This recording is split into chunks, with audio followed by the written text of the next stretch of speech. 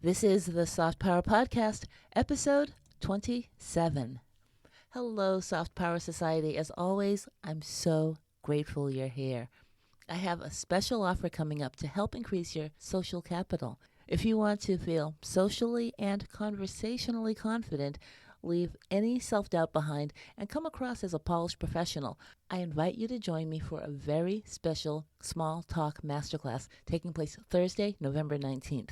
In this masterclass, you'll develop the skill of being fast on your feet and saying the right thing, be more comfortable speaking in one-on-one conversations, and even learn to speak fluidly and extemporaneously when you're making videos for your business or projects. You'll be much better initiating conversations and reduce the nerves, anxiety, and any challenges you have engaging in chit-chat. I'm really so excited for this.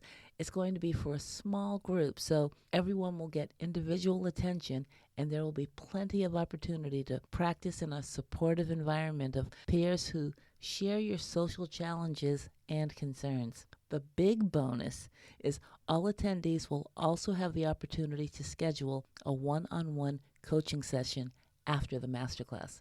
If you've had it on the back of your mind to one day finally conquer this skill, well, your time has finally come. Don't wait until the last minute to get your tickets because it will sell out. Go to businessclass.expert/small talk hero to register. Once again, that's businessclass.expert/small talk hero. And I'll have a link in the show notes as well. I look forward to seeing you there and afterward hearing how you started to rock every room you enter. Now, on to today's show. Hi,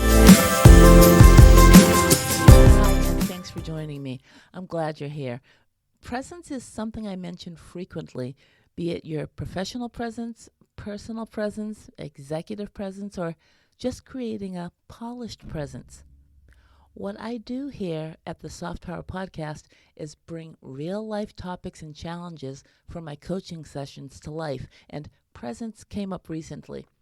The question from my client was, and I'm paraphrasing, I keep hearing you say, your presence, and I see the word presence used a lot.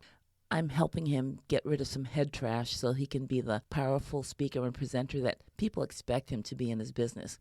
But, he said, I realize I'm not really sure what it is. Is it the same as your image? What a great question, right? I appreciated it a lot because too often we toss around what are common terms or, to us, industry jargon, and it just doesn't necessarily land the way that we intend with the person that we're speaking with. As communicators, it's really essential that we get our point across with an extra dose of clarity and understanding. Because at the pace we're all going these days, that client or employee or audience member likely won't raise their hand in front of their peers or loop back around afterward just to say, huh? What did you mean by presence? Or any other word that you've used.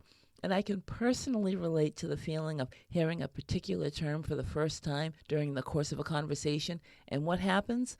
The person continues speaking and they continue on, and your brain is left back. You're still back on that word, trying to give it context rather than just speaking up to say that you're not familiar with it. Presence is not your image, and it's not your body language. It is largely your non-verbal persona. Now, as I say that, I know there will be a listener who will call me out for being redundant, because I said presence is not body language, but it is nonverbal. To be clear, body language and nonverbals are not one and the same. They're more like fraternal twins than identical ones. Body language is obviously related to physical movement and what you're doing with your body and how those motions speak for you when you're not actually saying a verbal word. Nonverbals, on the other hand, are your actions. I'll give you an example. A nonverbal can be something as simple as stepping ahead of a person to open a door for them, or appropriate attire, even if it's just your Zoom shirt. I hear a lot of people have Zoom shirts these days. You saved your best shirt or top for your virtual business or professional meetings. Those are the nonverbals, and they have nothing at all to do with what it means that your arms are crossed in front of you, or if you're rubbing your forehead or the bridge of your nose, or if you're smiling. So nonverbals, let's say they speak to your character, and body language speaks to your thoughts. I hope that that helps to clarify it. So your presence is your persona, and it's how people see you and how they feel you. Does your posture convey authority or willingness to learn? Or at the very least, are you telegraphing confidence? Everyone has presence, that's for sure. That's a fact. The question is whether your presence is telegraphing what you want people to see and feel about you. Space is an important factor in presence in several ways. First, because space relates to how we use our physicality to make ourselves known or to let others know that we exist, and the extent to which they should make space for our existence. It is a little deep. Space is used whether you're standing or sitting. We're always taking up space, physical space and space in another person's mind. And how you choose to stand, for example, with your shoulders back and your chin raised versus making yourself appear smaller. Something that I must say far too many women practice without even thinking about it. Space also relates to presence in terms of which seat you should choose, or your designated seat at a conference table or even a dining table. Are you at the head of the table, or are you assigned or relegated to a filler seat on the side? Maybe you're seated to the right of the main speaker, thus making you the second most important person in the room because you're literally their right-hand person. Everything matters. So whenever you have the opportunity to take the power seat, which shows your authority and presence by the space that you've taken at the table, by all means, you should, if you're able to do that. I'll give you another example. If you arrive at an important meeting, let's say you're meeting with a customer and it's your desire to close a deal with them that'll be really big for you and your company. If you don't think you're as good as or better than your competition, chances are pretty good that you won't get the business. That's because you have to act the part of the person you desire to be. That means visualizing yourself providing the service to your client. And that's where that presence or wherewithal is derived. Now, if executive presence was our topic, acting the part would refer to gravitas, or that quality that leaders have that inspires confidence. But we're talking about presence in terms of your holding space with yourself first, and within that space or purview of others. The actor Cary Grant famously said, "I acted like Cary Grant for so long, I became Cary Grant." Now, that's a great example of holding space to act the way you want to be seen and treated. And for Cary Grant, that meant being the person his fans expected him to be. Now, I get it that Cary Grant is a dated example, but the quote can be attributed to him. But, of course, you can replace that example with any popular person that's current in your mind. For the most part, my clients are professionals and business owners who are not fully confident in the presence of others. They have varying degrees of self-doubt and self-consciousness that holds them back from quickly clicking, linking, and syncing, and creating a rapport and a level of comfort with people. Most of them currently are or have spent most of their lives being what I call super introverts, just like me, or they feel shy or socially reserved and sometimes just hesitant. Sometimes people ask me what it means to be socially reserved. The best way that I describe socially reserved is you're happy to be there. You're glad to be included at the meeting, at the party, at the gathering, but you still have nothing to say. You're glad that people notice you and they greet you and they include you, but still, you have nothing to say. So that's what it means to be reserved. They have the degrees and the skills and the credentials, but in their heads, for these quiet or hesitant people, they can't create a compelling presentation or string together coherent sentences. Mind you, I said, in their minds. It's all happening in their minds. It's not what people are actually seeing. We always start with their presence and the first impression they want people to take from them. And that impression is as real as when you, let's say, take a chunk of Play-Doh in your hand and press it onto an object with a raised surface. And that impression becomes more firm and unchangeable by the second.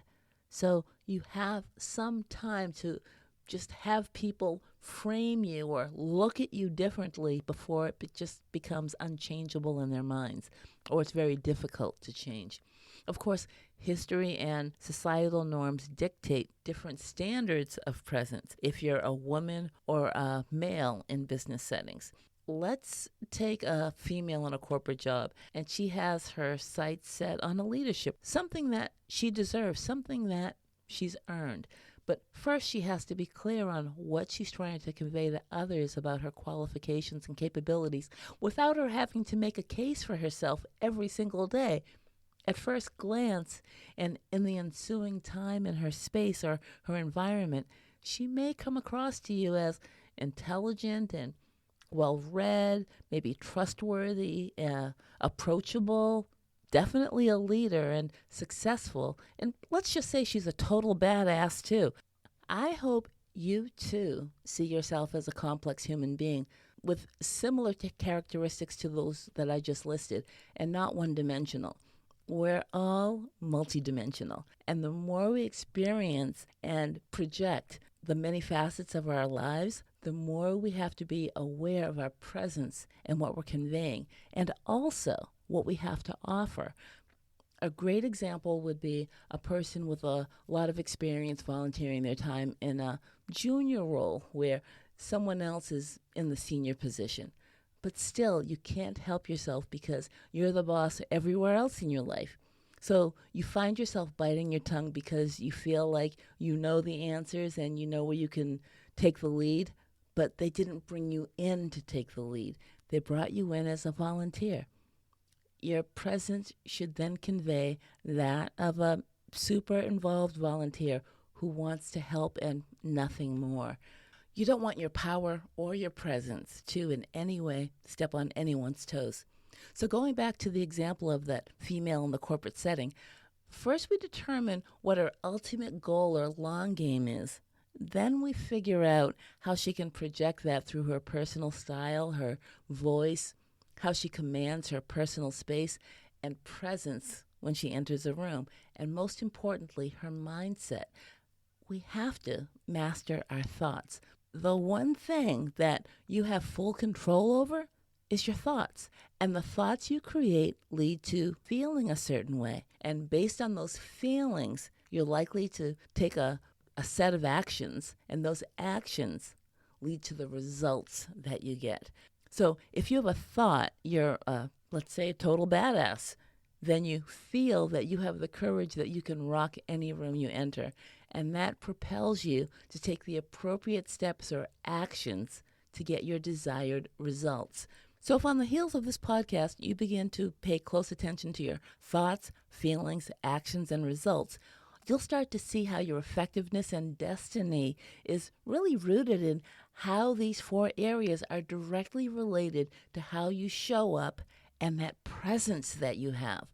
Returning to the client example, no, I didn't forget about it. The reason why personal style and the sound of your voice and your physiology and your mindset were included is because studies show that, like it or not, your overall appearance matters. People who look well put together with attire that reflects their personal style, and those who look fit and like they care about themselves, and whose posture, their physical stance, and their voice are all pleasing, tend to be regarded more favorably than a person who refuses to look at their persona as a package deal. It's always a package deal, so to speak.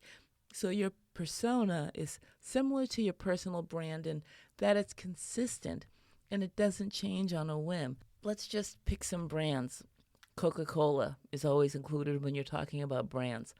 KFC, Ben & Jerry's, Lay's, I'm just throwing some names out there.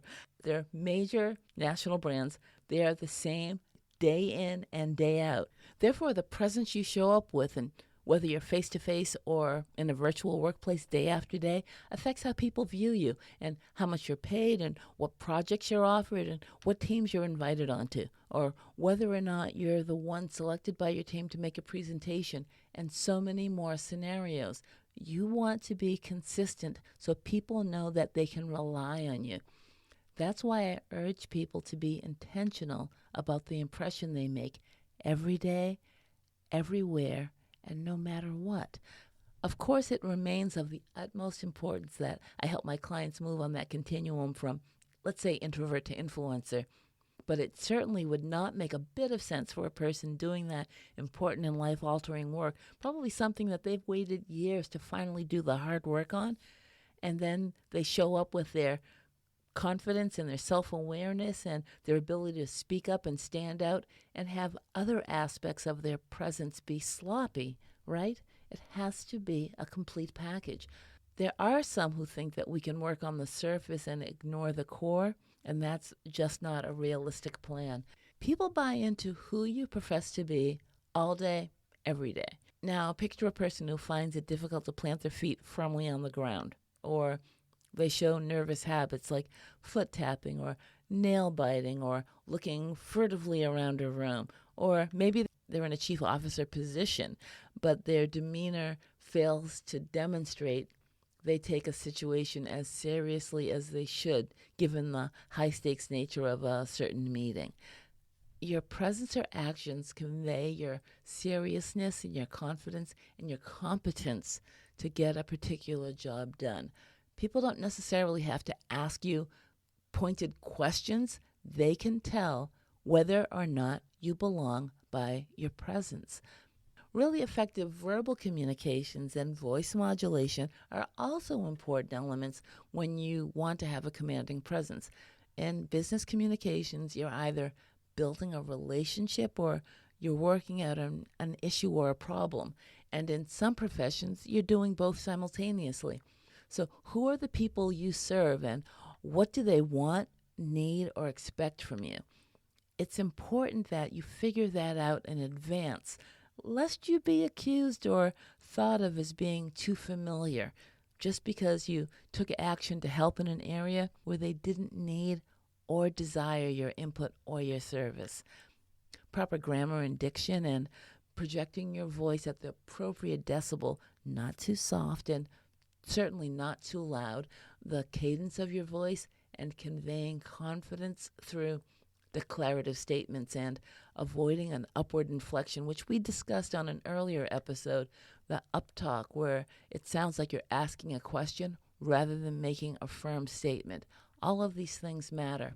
If authenticity is not at the core of the presence you want to convey, you won't be taken seriously, because we know when a person doesn't feel real and true, right? They leave you with a feeling like something just isn't right, or even worse, talking to them can just leave you feeling icky.